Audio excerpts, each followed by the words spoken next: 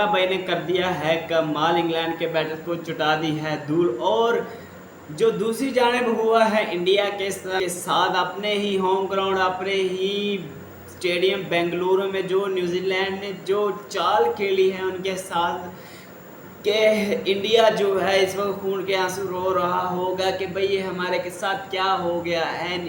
New Zealand bowlers ने India की जो पूरी लाइनअप वो लड़खड़ा कर रख दी, कोई भी बैटर उनका टिक नहीं सका और ऑल आउट हो चुकी 46 रन्स पर। और दूसरी जानब जो हम देखते हैं कि पाकिस्तानी बैटर्स हैं वो भी बिल्कुल अपनी वही पुरानी रीत बरकरार रखते हुए कि लो ये एक मैच में हमने 50 लगा दिया तो कोई बात नहीं, हम जो है इस मैच में आंडा या 4 या 11 या 20-25 स्कोर करके चले जाएंगे भी, इससे कोई मसला नहीं है। तो वो शुक्र हो कि वो साजिद भाई यानी कि जिसे जो टकला भाई है वो उन्होंने आकर अपनी बॉलिंग के ज़रिए हमें बचा लिया है पाकिस्तान बैटर। वरना तो जैसे बैंडगढ़ ने अपनी जो इनिंग खेली थी दूसरे दिन में वो नाकाबिले यकीन थे, बहुत तेज़ कह रहे थे, वो तो शुक्र हो कि टकला भाई आए हैं, उन्होंने अपनी बॉलिंग का मुजाहरा किया, बेहतरीन बॉलिंग की है उन्होंने। और बेन डगेट को, हैरी ब्रूक को, बेन स्टोक्स को और काफ़ी जो प्लेयर्स हैं इंग्लैंड के उनको आउट किया है। ये तो शुक्र हो टकला भाई को वो आए हुए हैं कि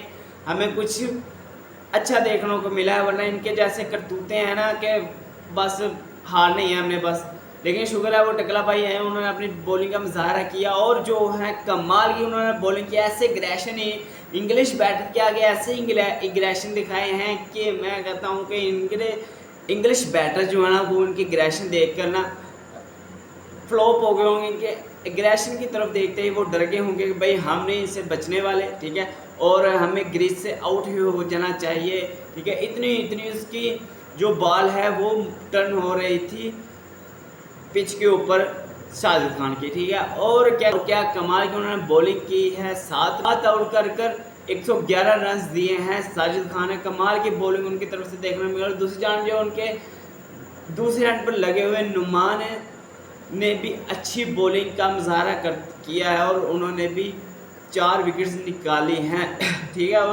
और इंग्लैंड की जो ऑल टीम है 291 रन बनाकर ऑल आउट हो जाती है, जिसमें बैंडेगढ़ के 114 रन शामिल हैं, ठीक है। और फिर पाकिस्तान की दूसरी इनिंग स्टार्ट होती है, क्या घटिया तरीन इनकी स्टार्टिंग होती है। अब्दुल्ला शफीक 4 रन पर बना के चले जाते हैं, शान 11 रन बना के चले जाते हैं, और साइम जो पता नहीं कहाँ उन्होंने उनको कौन सी, सिर्फ मेरे ख्याल से जो साइम ने कायदाद ट्रॉफी में लगभग 150 या 200 रन बना दिया, तो उसके बुनियाद पर हमने ऑस्ट्रेलिया के खिलाफ भी उनको खिला लिया, ठीक है। अब बांग्लादेश के खिलाफ भी पूरी टेस्ट सीरीज़ खेली हैं, अब भी कोई इतना खातिर खां हमें उनकी तरफ से देखने को नहीं मिला। वही जो अब्दुल्ला शफीक हैं वो भी तकरीबन हमें यही कुछ देखने को उनकी तरफ से यही मिल रहा है कि भाई एक मैच में हमने सेंचुरी लगा दी है तो अगले 10 मैच में हमें कोई पता ही नहीं, हम तो ऐसे ही जाएंगे 4 बनाकर 10 बनाकर और फिर हम आंडे पर भी आउट होकर जाएंगे। देखा जाए तो अब्दुल्ला शफीक और साइम दोनों ही हमारे जो ओपनर्स हैं वो बिल्कुल भी इस वक्त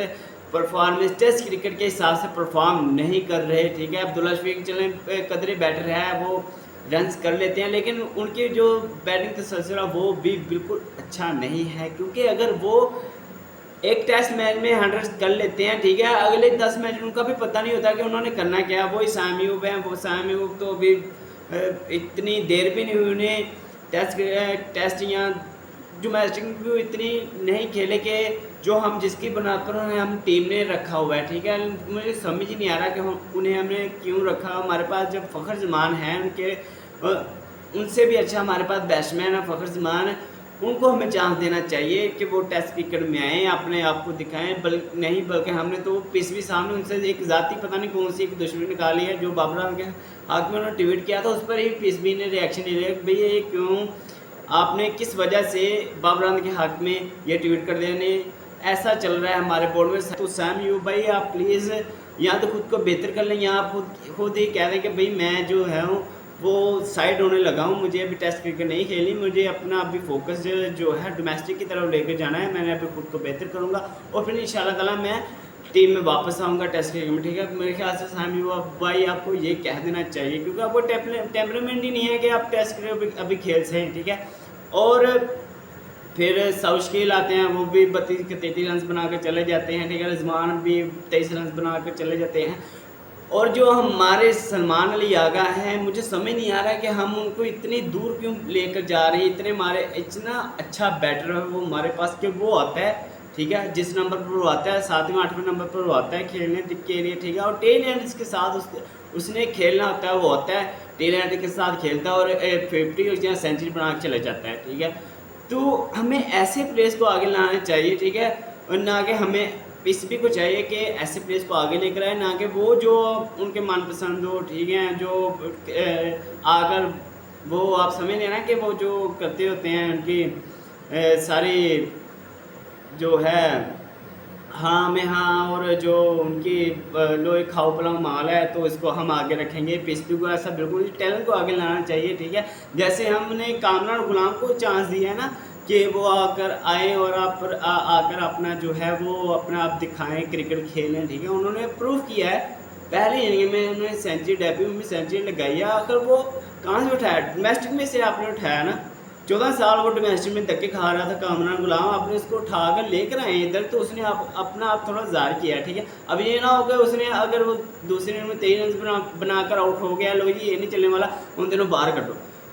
प्लीज़ आप ऐसा मत कीजिए, उनको भी एक पूरा मौका दीजिए। जिस तरह आप सैम्यू को, मेरा नहीं ख्याल कि सैम्यू को भी टेस्ट क्रिकेट खेलनी चाहिए, जिस तरह का उनका टेम्परमेंट है, ठीक है। उनको भी आप जो है वो सिर्फ डोमेस्टिक खिलाएं, या जो T20 में है, T20 देखा जाए तो उन्होंने T20 में मतलब कुछ नहीं किया हुआ इंटरनेशनल टीम में। वैसे तो PSL में वो अपने एक लुक शॉट की वजह से आगे हैं टीम में, T20 में, और टेस्ट में भी वो कायदान के 100 रन की वजह से आगे हैं। लेकिन आप बिल्कुल भी ये नहीं आपको चाहिए कि सैम्यू को आपको टीम के साथ ही रहना चाहिए, बल्कि उन्हें डोमेस्टिक खिलाएं, उनको पता चला है हमें किस तरह का खेलना है, ठीक है। सलमान अली आ गए हैं, ठीक है, उनको हमें आगे लाना चाहिए। मेरे ख्याल साउथ स्क्रीन को पीछे ले आना चाहिए, जिस तरह का उनका टेम्परमेंट, जिस तरह सलमान अली अटैकिंग क्रिकेट खेलते हैं, ठीक है, टेल एंडर्स के साथ आते हैं। भी मुश्किल नहीं होता टेस्ट क्रिकेट में कि आप टेल एंडर्स जो हैं उनके साथ आएँ और उनके साथ आकर आप पार्टनरशिप बिल्ड करें, ठीक है, और फिर अपना 100 भी करें। और मेरा ख्याल कोई 4-5 उनकी सेंचुरी भी हो चुकी हैं, 50 भी वो तकरीबन हर इनिंग में देखा जाए तो 50 है उनकी सलमान अली। तो हमें ऐसे प्लेयर्स को आगे लाना चाहिए, ना कि ऐसे प्लेयर्स को जो हमें सिर्फ एक शोर के जरिए हम उनको उठा लें, लो जी बस आप ओपनर बन गए हैं या टीम में आ गए हैं तो आप ही रहेंगे। ऐसा नहीं करना चाहिए, हमें प्लेयर्स को मौका देना चाहिए। और दूसरी जानिब जो न्यूजीलैंड ने किया है इंडिया के ख़िलाफ़, बदतरीन इंडिया जो है इस वक्त मुश्किलात का दो चार है, ठीक है। अपने ही ग्राउंड में, अपने होम ग्राउंड में बेंगलुरु में उन्होंने 46 रन बनाए हैं न्यूजीलैंड के आगे। वो ऐसे लग रहा था जैसे गली की कोई टीम आई हो, ठीक है। न्यूजीलैंड की जो हाई टीम है उनके सामने गली के क्रिकेट खेल रही हो, ठीक है, गली क्रिकेट खेल रही हो, और वो उन्होंने उठा कर लाए हैं, ठीक है। और जो हैं वो उनके बॉलर्स हैं वो उनको ऐसे कुछ समझ ही नहीं रहे, वो तो ऐसे उड़ कर रहे हैं जान कि उनके सामने कुछ कोई भी ना हो, ना कोई विराट है, ना कोई शर्मा है, ना कोई सरफराज है, ना कोई ऋषभ पंत है। वो तो सब ऐसे उड़ उड़ कर जा रहे हैं जैसे कि जाने उनके सामने कौन से ऐसे प्लेयर्स या ऐसे बॉलर्स आ गए हैं जो उनसे खेले नहीं जा रहे। कभी उन्होंने देखे ना हो कि इतनी इतनी बाल जो स्विंग हो रही हो, कभी उन्होंने देखे ना उनसे कोई बल्ला भी टच नहीं हो रहा। इंडिया की ये जो ऑस्ट्रेलिया में उन्होंने ऑस्ट्रेलिया का 36 रन बनाए, उससे भी बदतरीन है ये सूरत हाल। 46 रन पर ऑल आउट हो चुकी है। विराट कोहली, रोहित शर्मा जैसे प्लेयर जो हैं वो अंडे पर भाई शर्मा और विराट कोहली आउट हुए हैं। ये इन दोनों के लिए किसे नहीं होंगे, क्योंकि इंडिया की और टीम जो है वो 46 रन पर आउट हुई है।